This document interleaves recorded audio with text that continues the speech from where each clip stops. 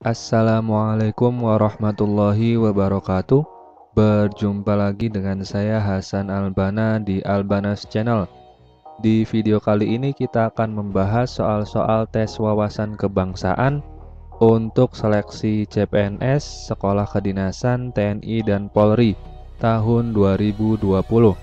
Bagi teman-teman yang menonton video ini, jangan lupa untuk subscribe, komen, like, and share, dan juga jangan lupa untuk menyalakan loncengnya biar tidak ketinggalan video dari kami. Oke, langsung saja kita ke soal yang pertama. Paham integralistik yang terkandung dalam Pancasila meletakkan asas kebersamaan hidup, mendambakan keselarasan dalam hubungan baik antara individu maupun masyarakat. Bila diperinci, paham negara integralistik memiliki pandangan sebagai berikut, kecuali A. Negara tidak memihak kepada suatu golongan atau perseorangan. B. Negara menganggap kepentingan seseorang sebagai pusat. C. Negara tidak hanya menjamin kepentingan seseorang atau golongan tertentu saja. D. Negara menjamin kepentingan masyarakat seluruhnya sebagai suatu kesatuan integral. E. Negara menjamin keselamatan hidup bangsa seluruhnya sebagai suatu kesatuan yang tak dapat dipisahkan. Silahkan teman-teman jawab terlebih dahulu. Jawabannya yang benar adalah B. Negara menganggap kepentingan seseorang sebagai pusat. Karena yang ditanyakan di sini adalah kecuali paham negara integralistik memiliki pandangan sebagai berikut, kecuali. Nah, kecuali B. Negara menganggap kepentingan seseorang sebagai pusat. Tidak ada seseorang di negara yang dianggap kepentingannya sebagai pusat, baik itu presiden, wakil presiden, menteri, atau pejabat atau konglomerat lainnya tidak sebagai pusat. Kepentingan negara, kepentingan umum itu sebagai pusat. Oke, kita ke soal selanjutnya. Jakarta, CNBC Indonesia. Banyak orang Indonesia yang lebih suka membeli busana hingga aksesoris brand asing. Bahkan menurut desainer kondang Ivan Gunawan, merek lokal masih kalah saing dengan brand luar internasional di negeri sendiri.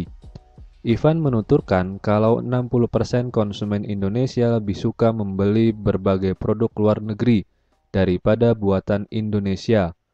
Memupuk kesadaran masyarakat Indonesia akan penggunaan produknya sendiri merupakan hal yang sangat diperlukan demi menjaga pertumbuhan ekonomi nasional.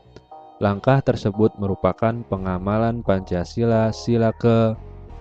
Jawabannya adalah C. Melakukan pemupukan kesadaran masyarakat untuk membeli produk Indonesia itu merupakan pengamalan Pancasila sila ketiga, yaitu Persatuan Indonesia. Untuk memupuk kesadaran masyarakat Indonesia akan penggunaan produknya sendiri merupakan hal yang sangat diperlukan demi menjaga pertumbuhan ekonomi nasional. Langkah ini merupakan pengamalan Pancasila pada sila ketiga, yaitu Persatuan Indonesia, poin mengembangkan rasa cinta kepada tanah air dan bangsa. Salah satu mengembangkan rasa cinta tanah air dan bangsa itu dengan membeli produk Indonesia. Oke, kita ke soal selanjutnya. Pancasila sebagai dasar negara pada hakikatnya telah menjadikan bangsa Indonesia berpancasila dalam 3 perkara atau 3 asas, yaitu A. Ketuhanan, kemanusiaan, persatuan. B. Kemanusiaan, persatuan, kerakyatan. C. Persatuan, kerakyatan, keadilan. D. Kerakyatan, keadilan, kebudayaan. E. Kebudayaan, religius, dan kenegaraan. Jawabannya adalah E. Kebudayaan, religius, dan kenegaraan. Asas kebudayaan. Secara yuridis, Pancasila telah dimiliki oleh bangsa Indonesia dalam hal adat istiadat dan kebudayaan. Kemudian asas religius. toleransi beragama yang didasarkan pada nilai-nilai religius telah mengakar kuat dalam kehidupan sehari-hari masyarakat Indonesia. Kemudian asas kenegaraan, karena Pancasila merupakan jati diri bangsa dan disahkan menjadi dasar negara, maka secara langsung bangsa Indonesia berPancasila sebagai asas kenegaraan. Oke, kita ke soal selanjutnya. Hierarki tata urutan perundang-undangan yang dimulai dari Undang-Undang Dasar 1945 sampai pada peraturan desa atau peraturan dusun merupakan bentuk integritas pada A. Kepastian hukum, B. Asas tertib penyelenggaraan negara, C. Asas akuntabilitas, D. Asas keterbukaan, E. Asas efisiensi. Jawabannya A. Asas kepastian hukum. Hierarki tata urutan perundang-undangan yang disusun secara sistematis dan tidak bertentangan antara aturan hukum di atasnya merupakan bentuk integritas penyelenggaraan negara sebagai asas kepastian hukum.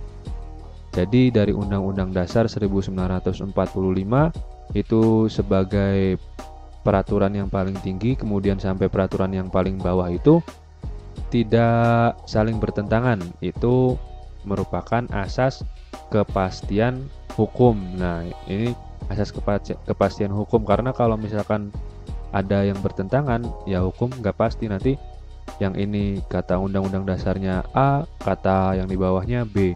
Nah, itu kan tidak pasti. Jadi peraturan berurutan yang secara hierarki dari undang-undang dasar sampai peraturan paling bawah itu merupakan bentuk integritas kepastian hukum. Oke, kita ke soal selanjutnya. Berdasarkan TAP MPRS nomor 20 MPR 1966, Pancasila menempati tempat tertinggi sebagai hukum di negara RI karena Pancasila merupakan A. Dokumen historis yang luhur, B. Alat pemersatu bangsa, C. Nilai-nilai luhur dari nenek moyang, D. Landasan perjuangan bangsa, E. Dasar negara dan pandangan hidup bangsa Indonesia. Jawabannya adalah E. Karena Pancasila merupakan dasar negara dan pandangan hidup bangsa Indonesia. Berdasarkan TAP MPRS nomor 20 MPRS 1966, Pancasila merupakan dasar negara dan pandangan hidup bangsa Indonesia. Oke, kita ke soal selanjutnya. Hal yang paling sulit untuk menjadi manusia yang berintegritas adalah A. Perilaku jujur, B. Disiplin, C. Tanggung jawab, D. Konsistensi, E. Percaya terhadap orang lain. Jawabannya adalah D. Konsistensi. Yang paling sulit untuk menjadi manusia yang berintegritas adalah konsistensi. Karena apa? Karena kalau misalkan perilaku jujur, ya kita mengatakan sejujurnya itu perilaku jujur, tapi untuk menjadi orang yang jujur konsisten dengan kejujuran itu kadang-kadang sulit. Nah, itulah yang paling sulit dari menjadi manusia yang berintegritas, yaitu tetap konsisten, tetap teguh terhadap pendirian, terhadap apa yang dia prinsipkan dalam hidupnya tentang kebenaran. Misalkan jujur, ya tiap hari dia jujur, tiap saat dia jujur. Disiplin, ya dia konsisten dengan disiplinnya. Kadang-kadang ada rasa males. Nah, inilah yang paling sulit, harus dilawan, harus konsisten, disiplin. Kemudian tanggung jawab juga. Nah, itulah yang paling sulit adalah konsistensi. Tetap ajeg, jujur terus, tidak goyah. Nah, itulah beberapa soal yang telah kita bahas. Semoga bermanfaat. Buat teman-teman yang sedang berjuang, tetap semangat. Jangan lupa belajar dan berdoa. Semoga bermanfaat. Terima kasih.